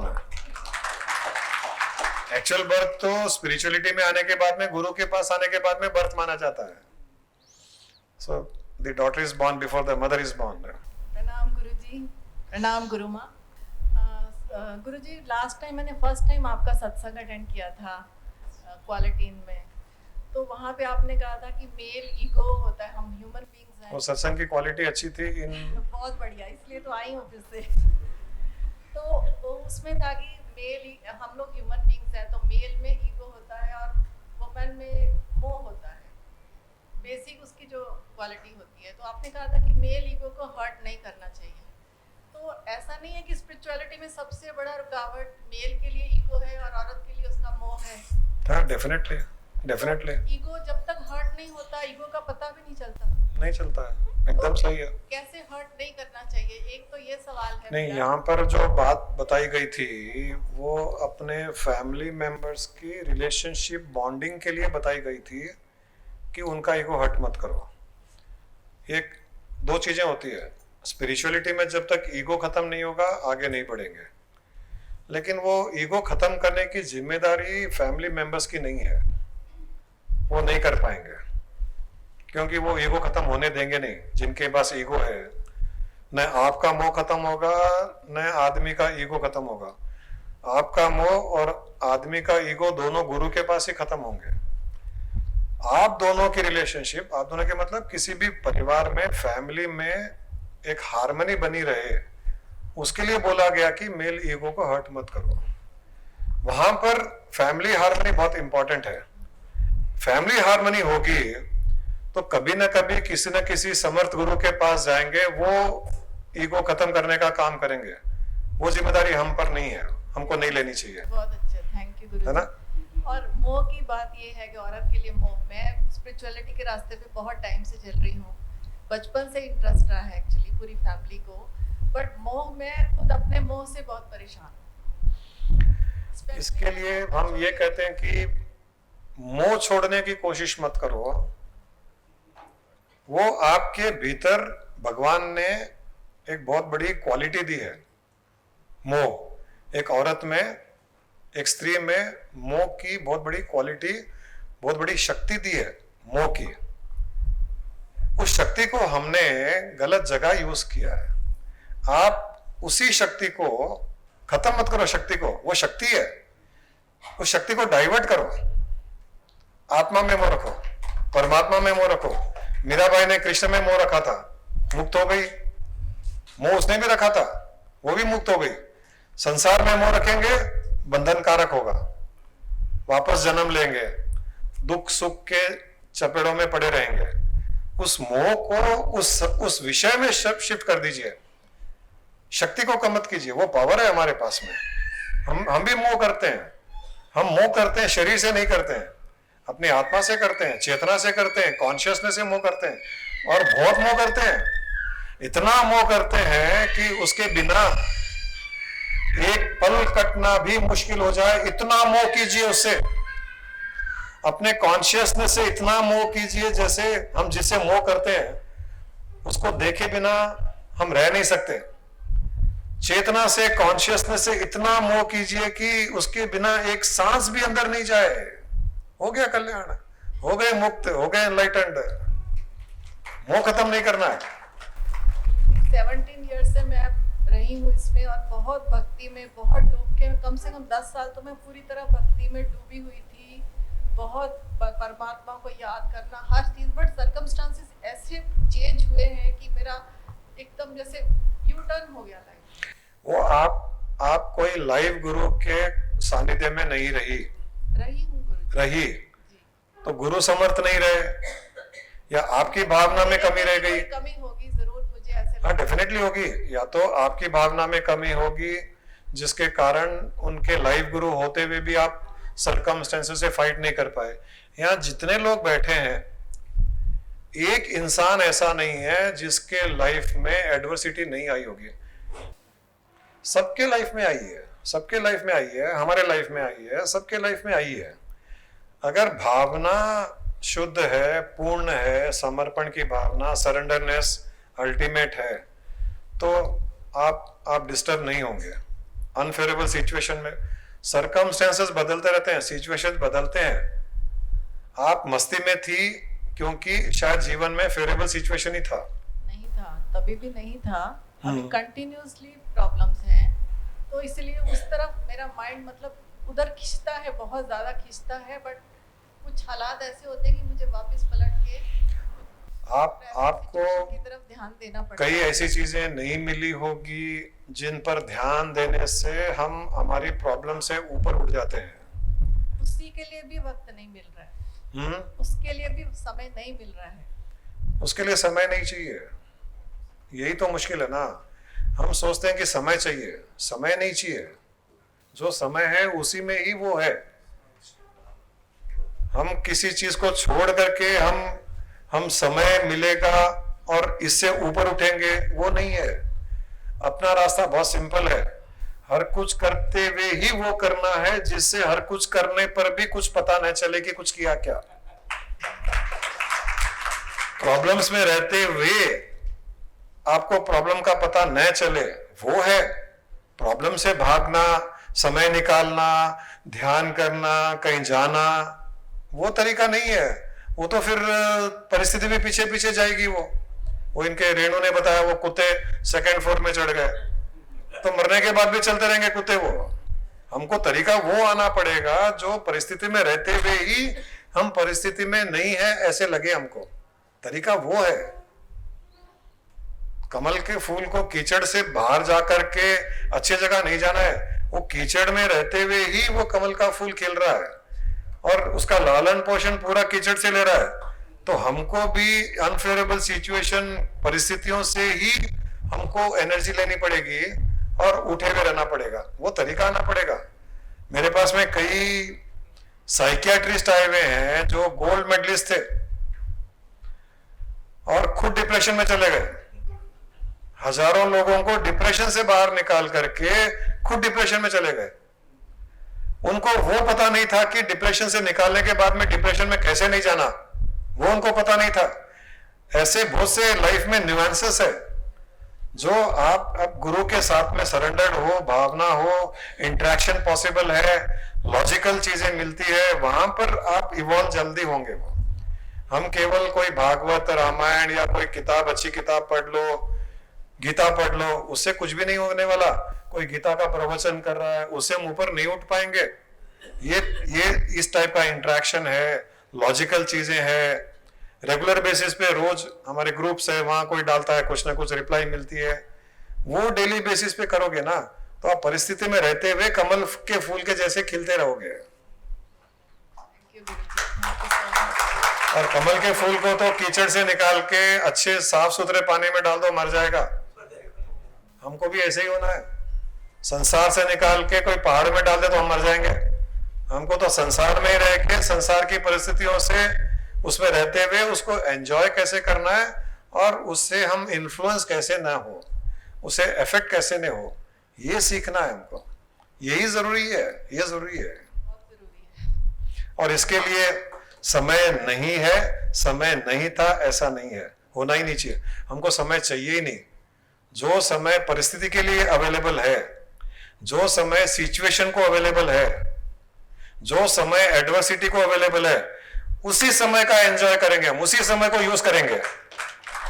Adversity के पास समय है, प्रतिकूल परिस्थिति के पास समय है, हम उन्हीं से वो समय ले लेंगे। उनको वो समय देकर के नया समय ढूंढने जाएंगे नहीं हम, वहीं से समय लेना है हमको। वो समय वहीं छुपा हुआ है और कहीं मत जाइए, समय वहीं छुपा हुआ है, वहीं से समय ले लीजिए। ये सारा का सारा खेल समझना पड़ेगा, बहुत एंजॉय कर सकते हो, क्योंकि adversity is inevitable in life. भगवान के जीवन में भी परिस्थितियां आई जहां पर वो उसको रोक नहीं सके. Adversity is inevitable in life, suffering is your choice.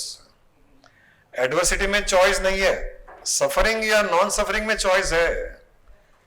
ये समझ में आ जाए तब प्रॉब्लम सॉल्व. मैं सफर नहीं करूंगी, जो हो जाए हो जाए. क्या कर लेगी एडवर्सिटी? क्या कर लेगी तू? कुछ नहीं कर पाएगी. अनफेवरेबल सिचुएशन आएगी, मैं नहीं रहूंगी, मेरे लॉस हो जाए. हमने कई लोगों को शेयर किया हमारी लाइफ में.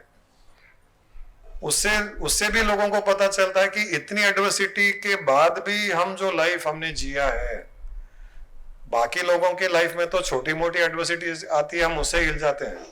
हम तो एडवर्सिटी की भी एडवर्सिटी के लिए भी एडवर्सिटी आए ऐसा,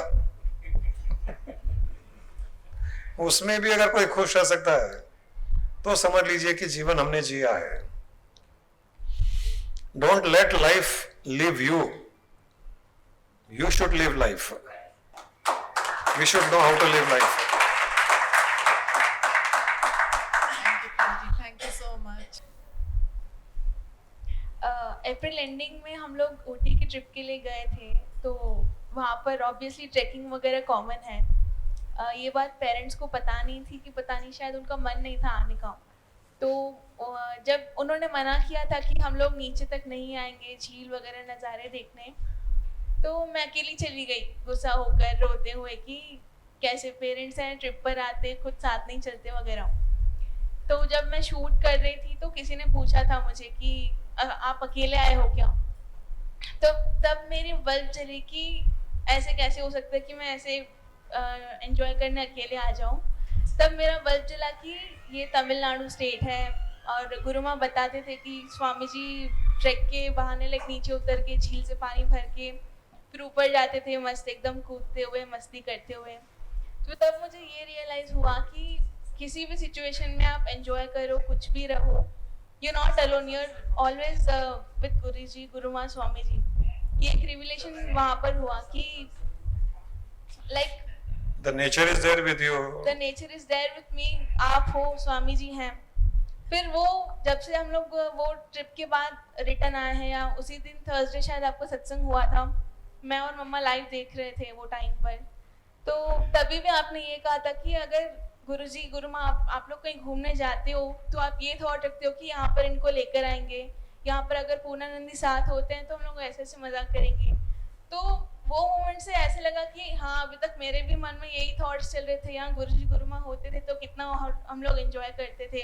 अगर वो पॉइंट पे गुरुजी लाइक बोटिंग पॉइंट से नज़ारे दिखाते थे तो क्या क्या इंक्लूड करते थे. इट्स लाइक निधि जैसे चल ही रहा था आपका.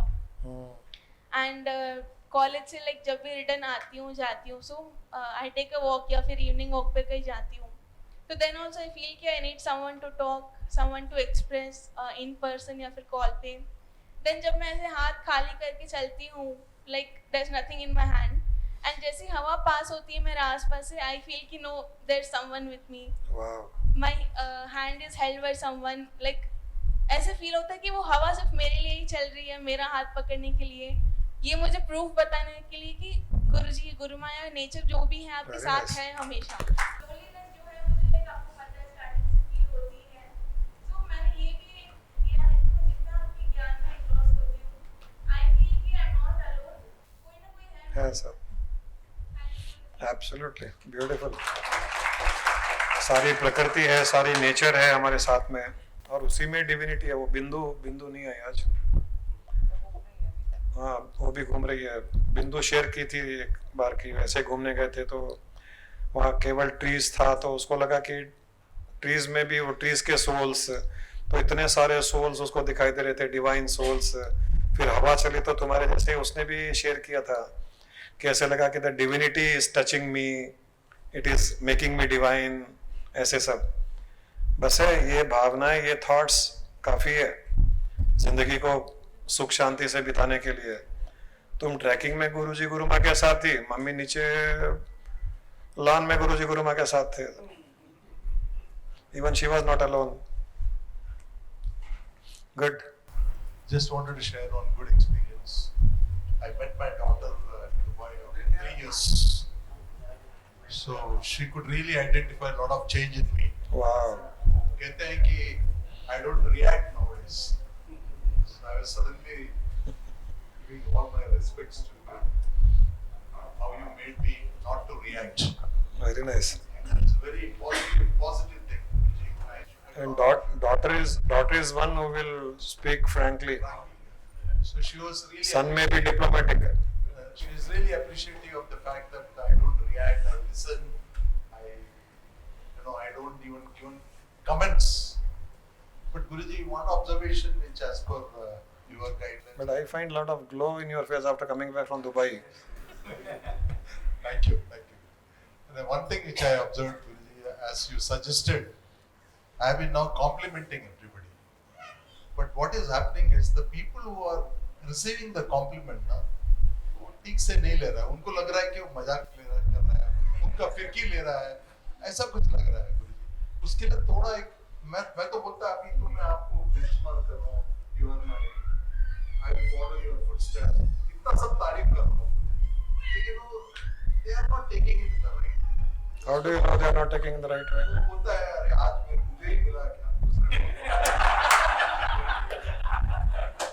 That is very natural reaction, because they are seeing a change in me.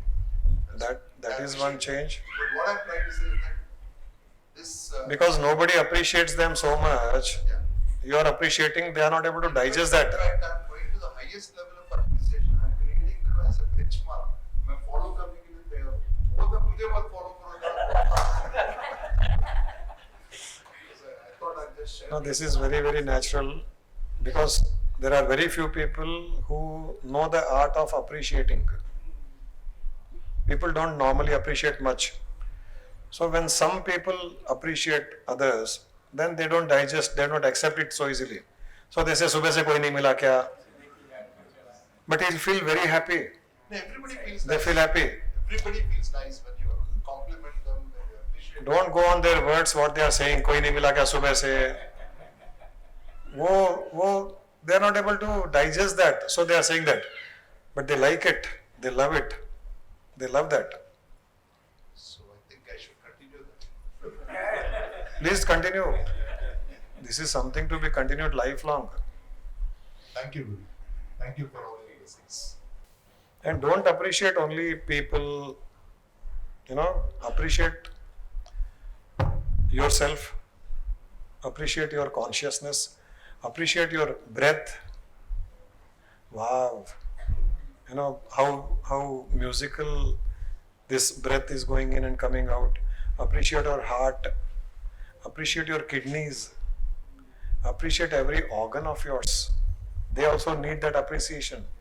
Appreciate full body, just lie down and turn inwardly and appreciate right from your, however much hair you have, from there on to the toe. Appreciate every small organ, every small thing, every cell of your body. They are also hungry, dying to get appreciation. They have served you so much. And when you do this, you'll find your appreciation will have more power when you appreciate others. Do this also. This is ये हर एक किसी के लिए है. अपने खुद को appreciate करना है, एक एक body के organ को appreciate करना है, एक एक कण को appreciate करना है, एक एक बाल को appreciate करना है, heart को, kidneys को, हर किसी को appreciate करो. They'll jump out of joy. They'll perform to the best, optimum level performance. Highest efficiency, highest productivity. Even if you don't want to remove toxins, they'll remove toxins. They won't sleep, they won't, relax. Do that. जी प्रणाम. बहुत बार अपना intention अच्छा है सामने वाले के प्रति, and वो हर्ट हो जाता है व्हेन वी से समथिंग, या उसको हम इंस्पायर करना चाहते हैं या कुछ चीज बोल देते हैं उसके फीलिंग के रिगार्डिंग. वो अगर हर्ट हो जाता है तो उसका भी परिणाम हमें कहीं लगता है, उसके बाद रिग्रेट होता है, व्हाई डिड आई से. अपना इंटेंशन करेक्ट था व्हेन वी वांटेड टू से and convey something, but the other person took it the other way. Maybe, the way we speak, हमारे कुछ वर्ड्स, हमारे टोन या हमारा जो तरीका है, वो उसके अप्रोच के साथ में अलाइन नहीं हो रहा था वो, तो हर्ट फील कर लेते हैं, या उसका मूड नहीं था उस टाइम में, या प्री कंसीव्ड नोशंस होंगे, कई चीज़ें हो सकती है। अब ये तो एक अलग बात है कि हम उसका परिणाम, उसका रेपरकेशन हम फेस करेंगे नहीं करेंगे, वो एक बहुत छोटी चीज़ है। हमको ध्यान ये देना है कि जिससे भी बात करें हम, पहले हम समझें कि अभी जो बात करना चाह रहे हैं उसके लिए वो समय सही है नहीं है, उसका मूड ठीक है नहीं है, तो उसको पहले फील कर लेना चाहिए। जैसे कि आप कोई भी मूवी देखते हो तो आजकल ट्रेलर देख करके मूवी देखी जाती है, तो वैसे इंसान का ट्रेलर देखना शुरू कर दो, तो ट्रेलर में थोड़ा बहुत पता चल जाएगा कि किस तरफ का मूड है, कौन सी बात करें नहीं करें, फिर कौन से टोन में करें। और हमारा ऑब्जेक्टिव केवल कम्युनिकेट नहीं होना नहीं चाहिए। एक्चुअली कम्युनिकेशन एक आर्ट है। हम लोग कम्युनिकेशन को क्या सोचते हैं कि जो अंदर है वो बोल दो, वो कम्युनिकेशन नहीं है। Communication, real art of communication means that you should say in a way and use such words that the result of saying that is achieved. That is communication. Just saying is not communication. हम लोग गलत सोचते हैं। अगर कुत्ता भौंक रहा है वो कम्युनिकेट नहीं कर रहा है। वो कभी भी कम्युनिकेशन का एक ऑब्जेक्टिव होना चाहिए कि मुझे क्या ऑब्जेक्टिव से कम्युनिकेट करना है। So focus should be on the objective. If focus is on the objective, तब ये सब फील करेंगे हम। अभी बात करूं नहीं करूं, किस तरीके से करूं, कौन सी बात लेकर के वहां तक ले जाऊं, मैं छोटा होकर के बात करूं, बड़ा होकर के बात करूं, किसी का रेफरेंस लेकर के बात करूं, कोई स्टोरी लेकर के बात करूं, उनको अप्रिशिएट कर करके बात करूं, ये चीज़ें अपने आप आएगी अगर ऑब्जेक्टिव क्लियर है। तो वो क्लियर नहीं होने से या फोकस उस पर नहीं होने से प्रॉब्लम्स होती है। So start focusing on that I want to achieve the objective of communicating, not just communicating or not just saying. इसमें बहुत फर्क पड़ जाएगा।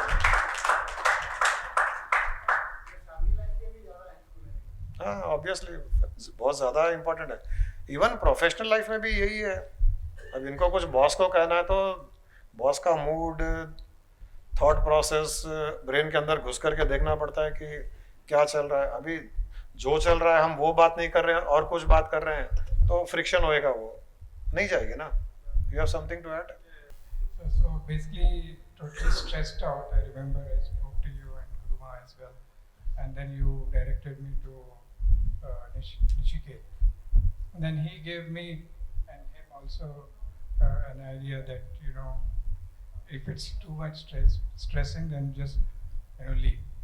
Then I spoke to you. You said, yeah, you know, keep your resignation letter in your pocket. So, and finally I resigned. And you gave it also. I gave it, and I'm so relieved now.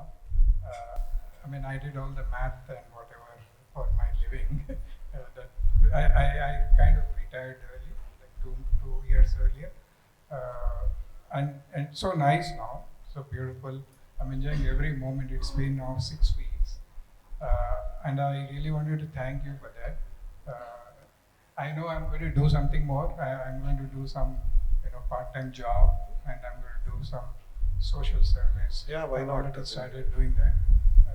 Now, one question I have is, see, I used to, you know, whenever I do my walking in KBR and all, I get some. Suddenly, I you know, get some when I'm listening to some pravachans, etc. I get tears. Okay. Now those are really nice feeling. That's a beautiful feeling. Now, how can I replicate that? You know, whenever I want, it doesn't come. You know, I know it's a difficult for you. It's easy. You may get, you know, whenever you want, but for me, it comes like it used to come less earlier when I was working full place. Now it comes more often now because I'm free in my mind. But still, now I feel, you know, I think and I should get it. I don't get it. It's all about perceiving that ultimate reality in everything, every moment. This is what we call as Nidhi Dhyasan. Practice Nidhi Dhyasan more and more. Meditation is very small part of being happy. You know, we may do half an hour meditation, 1 hour meditation, but rest of the time we are in the awareness, open eyes, working, talking to people, meeting people. So don't talk to a person, talk to the consciousness. Don't deal with a person, deal with the consciousness. That will give you joy. Immense joy it will give you. You're walking, see the trees as consciousness. You're driving, see the consciousness as your vehicle, which is consciousness is taking you from one place to another place. There's a whole lot of difference in such perception. Don't drive a vehicle. Let there be no objects in this world, in our life. Everything should be subject. Everything should be consciousness. Consciousness is driving you from one place to another place. Wow, what a feeling. Isn't it? You are writing on a consciousness, a laptop is consciousness, you are eating consciousness, you are drinking consciousness, you are singing consciousness. Start doing this. This is Adi Shankaracharya's the secret which can take one to enlightenment. The best secret. The whole life will be joyful. You will live every moment of your life. Things may happen according to you, may not happen. It is different. We are not bothered.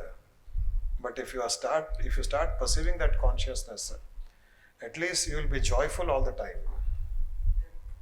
Let our joy not be conditioned or connected to situations, circumstances, people or objects. Our joy should always be conditioned to consciousness. Then it will be maintained always. Do that, practice that. Sure, Guruji. Thank you very much.